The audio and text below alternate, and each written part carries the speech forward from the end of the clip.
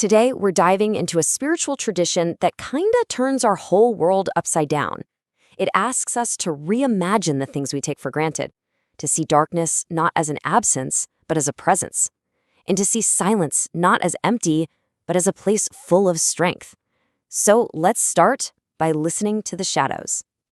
This quote from the Arreqqana spiritual tradition is really our way in. It just sets the stage perfectly for this journey into a philosophy where the things that are hidden, well, they aren't necessarily bad. Instead, they're just waiting with a purpose, holding on to some kind of quiet, powerful truth. So, the first big idea we need to wrap our heads around is this concept of truth held in silence. In this way of thinking, darkness isn't this scary void. Not at all. It's actually a form of purposeful protection. Think of it like a sacred container for things that just aren't ready for the light yet.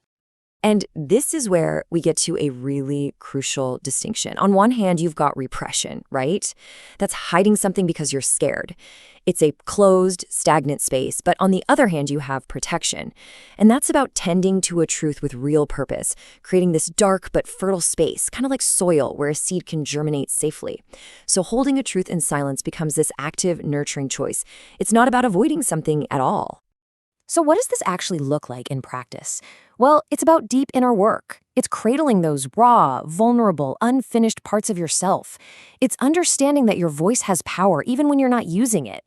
It's about honoring an idea or a truth that's maybe still too young and fragile to survive out in the world. This is a discipline, really. It's about listening first and only speaking when your own inner flame feels steady and strong. Okay, so we've got this really powerful concept of silent, protective strength. But who is the figure that actually lives and breathes this? Who is its keeper? And that brings us to the central archetype of this whole tradition, the priestess of shadow. She's the one. She is the keeper of the inner flame, a total master of navigating the mysteries that are held within the dark. Get this, her name in the Arreqqana language is Kasamahira no Karosra, which translates to something just beautiful, one who tends the sacred fire within the veil of shadow. So see, she's not just hiding in the dark. She's actively tending a flame there. She's a guide, a keeper of secrets, and a healer who finds clarity right in the middle of all the mystery. Let's break down who she really is.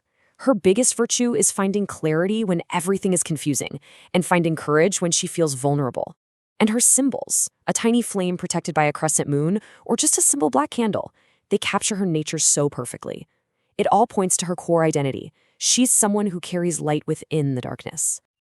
And of course, these traits lead right into her sacred duties. She's a guardian of mysteries, a healer of those really deep soul wounds, and she's the one who initiates people into shadow work. And I just love this concept of soft fire. It's not some raging bonfire, It's an internal, smoldering wisdom that purifies you without scorching you. It's power that transforms you from the inside out. And this quote, wow, it just perfectly expresses her gift, doesn't it? She doesn't need loud confessions or big dramatic displays. She has this incredible ability to listen to what isn't being said, to hear the truth that's being held in the silence. It's just a testament to her deep, intuitive presence. I mean, this is all so profound, but it also feels pretty advanced, right? It just begs the question, how does a person actually begin this journey?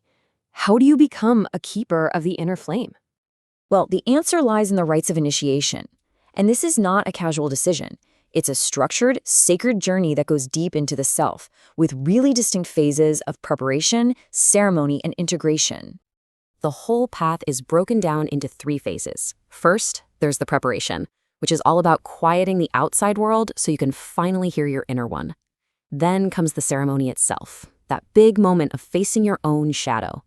And finally, and this is so important, there's a period of aftercare, which is all about gently integrating this massive experience back into your daily life.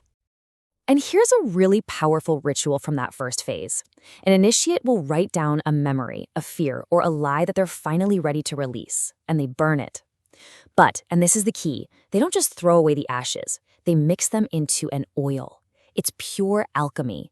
You're transforming a painful part of your past into something sacred, something you'll use for future blessings. Then, during the ceremony, this is the core teaching. Your shadow isn't something you need to banish or defeat. It gets completely reframed as the very origin of your inner light, the protected cave where your unique flame was first able to ignite. That is such a radical act of self-acceptance. The vow is then symbolized by something called the flame thread, which is a braid of 3 colors. The black thread, that's for the central theme we started with, the vow to protect truth in silence. The silver thread represents the grace you need to carry wisdom. And finally, that little ember thread, that signifies a passion that was once buried but is now being allowed to rise, carefully and with intention.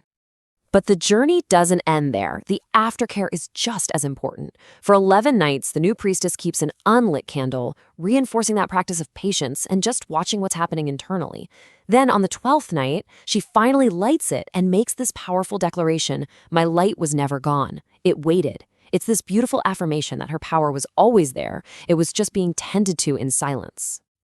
So what does this all add up to? What is the ultimate point of this path? This initiation, this whole way of being?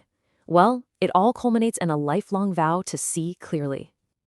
And this quote just captures that purpose perfectly. It's a commitment to clarity, to feeling deeply, and to loving with your whole heart, especially when the world around us is pushing us to be superficial and detached. It's a vow to hold on to a different kind of wisdom. And so we'll end by turning this all back to you. After exploring this path of sacred concealment and inner fire, it kind of leaves us with the question to ponder. Not what truth are you hiding out of fear, but what truth are you protecting with purpose? What truth are you holding in silence? Not because it's weak, but because you are waiting for its flame to become steady.